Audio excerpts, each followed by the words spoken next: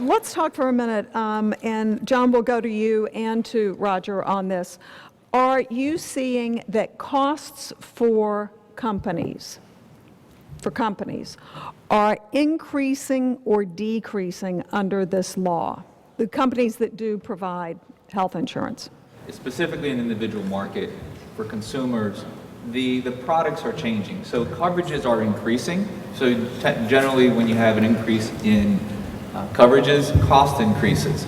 But there's also differences that companies are making as it relates to the panel of doctors. So there are narrow networks. We talked, the doctor had talked about value-based compensation.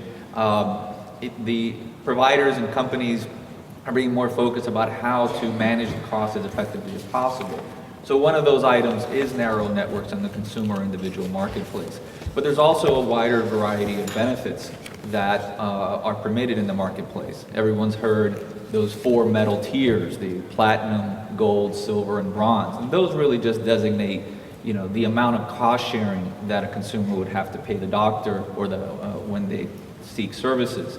So those items together kind of offset. But on the business side, there are some very tangible price impacts that the law brings into focus. Everett had brought it up as, how do we pay for these subsidies? One of them is a health insurance tax that the insurance companies have to pay. There's a few other taxes, and those items are included in the pricing of policies.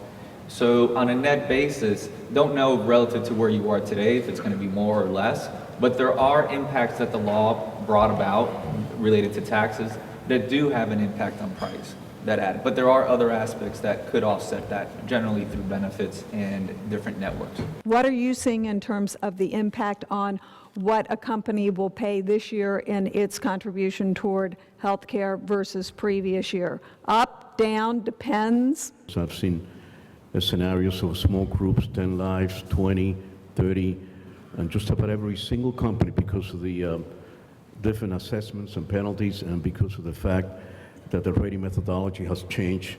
Now, we've seen an increase in rates. Okay. Coming up at renewal time.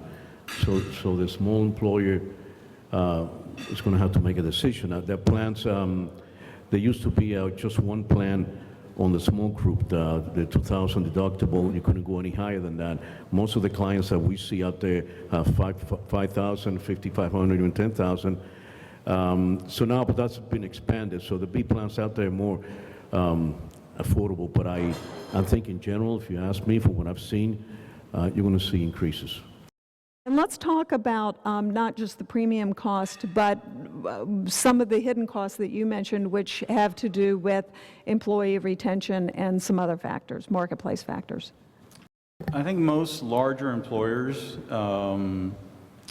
as far as their costs are concerned, they're already providing insurance.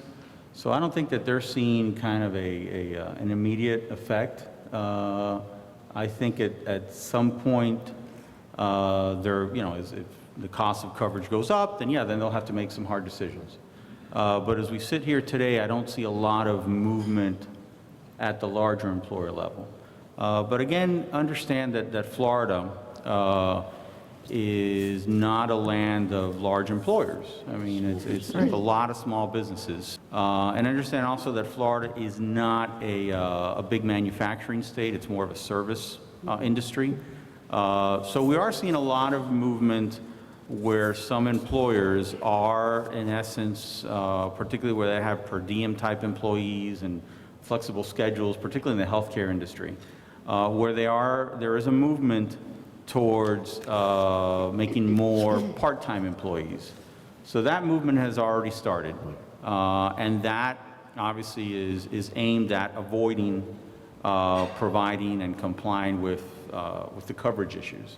And the companies that are doing that, is the economy still stressed enough that they are able to keep quality employees, or are they finding yet that is affecting the quality of employee that they're able to attract? And I don't know that they know the answer yet, because it's just started. But we do have high unemployment. We do have a lot of kids coming out of school that aren't able to find full-time employment.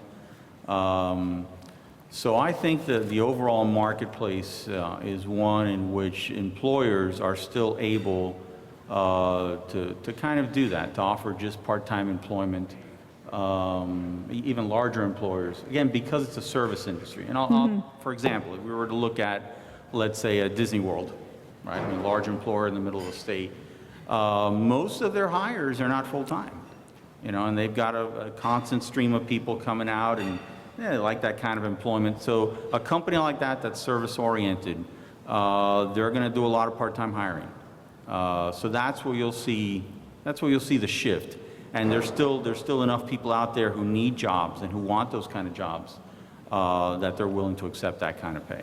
So let's talk about benefits under this law, which include preventive care, costs beyond premiums, and really impact on individuals. And as much as you can, a number of the questions that we have here from the audience are related to doctors, what doctors will be in the systems, will doctors move to more concierge type of practices, and why haven't doctors been more engaged? So let's start by stating the fact that the largest drivers of health costs are doctors and patients.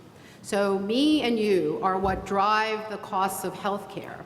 And so obviously we have a big stake in determining premiums and other things, because actuarially all those things are determined by how sick you are as a patient and what I do as a doctor to help you get well and what strategies I choose.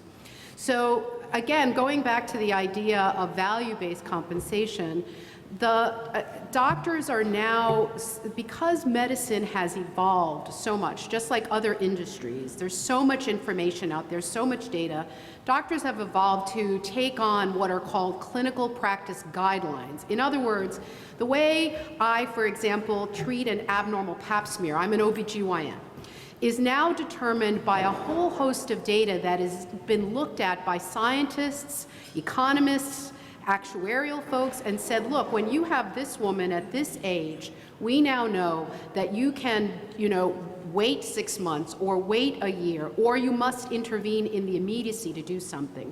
So again, it's no longer my best thinking, but my best thinking of interpreting a whole host of information that is now available to me as a doctor.